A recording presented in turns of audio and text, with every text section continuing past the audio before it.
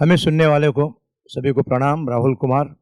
देखिए, कॉमेडी कैसी बनती है, कॉमेडी कैसे कैसी मोड़ लेती है। आज वैसे घर बैठे आपका एंटरटेन बहुत अच्छा हो रहा है, लेकिन जितने भी आप प्रोग्राम देखते हैं, हर प्रोग्राम के बीच इश्तिहार, एडवर्टाइज बहुत सारे दिखाए जाते हैं। ये एडवर्टाइज आज तो ठीक है, लेकिन आने वाले दिनों में यही ऐड किस तरह से होगी। कॉमेडी कलाकार की कॉमेडी सोच, महिलाओं के लिए, लड़की लोगों के लिए ऐड बनेगी। क्योंकि सिला तो अपने बालों की हिफाजत कैसी करती है? तेरे बाल लंबे घने काले मुलायम बाल है। अगर तेरे बालों का राज क्या है? ऐसी कोई बड़ी बात नहीं। नहाते समय शैम्पू से नहाती हूँ, सोते समय बाल उतार के सो जाती हूँ। झंडू बाम के लिए ऐड बनेगी। झंडू बाम सुबह दोपहर शाम रोटी के साथ खाइए, आप भी खाइए, पूरे गांव वालों को खिलाइए। कुछ लोग तो ऐसे हैं इस धरती पर, ऐसे ऐसे प्राणी हैं, टीवी पर ऐड देखते नहीं है, लेकिन कभी बदन को कोई तकलीफ हो तो दोस्तों का सलाह मशवरा लेते हैं और अपने आप बदन को तकलीफ देते हैं। एक आदमी डॉक्टर के पास गए। डॉक्टर बोले क्या हुआ? कमर टेढ़ा हो गया। कमर टेढ़ा हो गया? कहीं गिर गए? नहीं, किसी ने बोल दिया कमर में दर्द, मुंह लगाओ। फिर आपने क्या किया? बहुत कोशिश की, मुंह वहां तक पहुंचे ही नहीं। अरे ओरिजिनल वो ट्यूब रहती है, वो लगाने के लिए कहा था। और ये फिल्मी कलाकारों का क्रेज इतना आज बढ़ गया है एडवर्टाइज में, जितने भी देखिए ऐड, हर एक दो दो मिनट में हर प्रोग्राम के बीच में ये फिल्मी कलाकार छाए हुए हैं ऐड के जरिए। जैसे कि आज जितने भी प्रोग्राम है, तो ये फिल्मी कलाकारों का क्रेज देखकर एक हलवाई वाले, मिठाई वाले, उन्होंने सोचे काम करते भाई, ये मिठाई के जो नाम है पेड़ा, बर्फी, रसगुल्ला, जलेबी वगैरह, ये नाम बदल देते हैं। दिवाली दशहरा नजदीक आ रहा है, तो एक काम करते हैं, ये फिल्मी कलाकारों की जो नाम है, ये मिठाई के नाम बदलते हैं और फिल्मी कलाकारों के नाम रख देते हैं। नाम इस तरह रखे, रबड़ी मलाई माधुरी दीक्षित, जिलेबी ऐश्वर्या रॉय, काला जामुन मिथुन चक्रवर्ती, दूधी हलवा अमिताभ बच्चन लंबा चौड़ा, शंकरपाली गजनी आमिर खान छोटा, बड़ी बर्फी करिश्मा कपूर, छोटी बर्फी करीना कपूर, पेड़ा सलमान खान।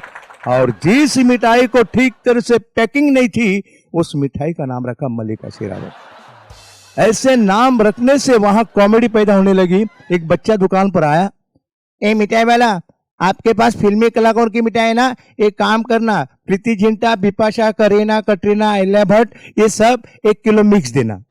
अरे ये मिठाई खत्म हुई तो फिर दूधी हलवा देना, अमिताभ बच्चन, काफी साल से नाम सुन रहा हूं। अमिताभ की मिठाई खरीद ली, घर चले गए और दूसरे दिन रोते रोते उस दुकान पर चले आए। क्योंकि मिठाई की खासियत यह है कि जो ग्राहक जिस फिल्म स्टार की मिठाई खाते थे, उसके गले से वही कलाकार की आवाज बाहर निकलती थी। मिठाई वाला के पास वो लड़का रोते रोते आया, मिठाई वाला, कल अपने अमिताभ की मिठाई खिलाई, मेरे पिताजी ने मुझे बहुत मारा। बोले क्यों मारा? वो मिठाई खाने के बाद गले से अमिताभ की आवाज बाहर निकली तो मैंने पिताजी को ही बोल दिया, रास्ते में तो हम तुम्हारे बाप लगते हैं। पिताजी ने बहुत मारा। बोला मैं बाप है कि तू बाप है? मारते मारते दूसरी आवाज बाहर निकली, मर्द को कभी दर्द नहीं होता है, रात भर मुझे पीटते रहे। दूसरे दिन स्कूल के टीचर आए, वो आकर कहने लगे, भाई साहब मैं टीचर हूं, मुझे आलोकनाथ की मिठाई देना।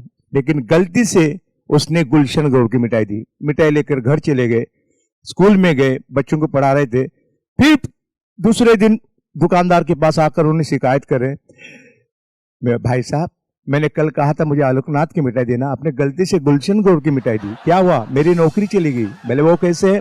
मिठाई खाने के बाद बच्चों को पढ़ा रहा था, अचानक गले से गुलशन गौर की आवाज बाहर निकली। पढ़ाते समय बच्चों को बोल दिया, बताओ बच्चों गांधी जी कब मरा था? बच्चे भाग गए। ये सब जो फॉर्मूला है नाना पाटेकर इनको समझ में आता है। नाना पाटेकर उस दुकान पर आते हैं और मिठाई वालों को समझाते हैं, अपनी तरफ से डांटते हैं कि आप फिल्मी कलाकारों का इसको मजाक क्यों उड़ा रहे हो, उनके नाम से मिठाई क्यों बेच रहे हो। तो अपने अंदाज में उन्हें कहते हैं, संदेशा देते हैं, मिठाई बनाता है, फिल्मी कलाकारों के नाम से मिठाई बेचते हो, गलत है।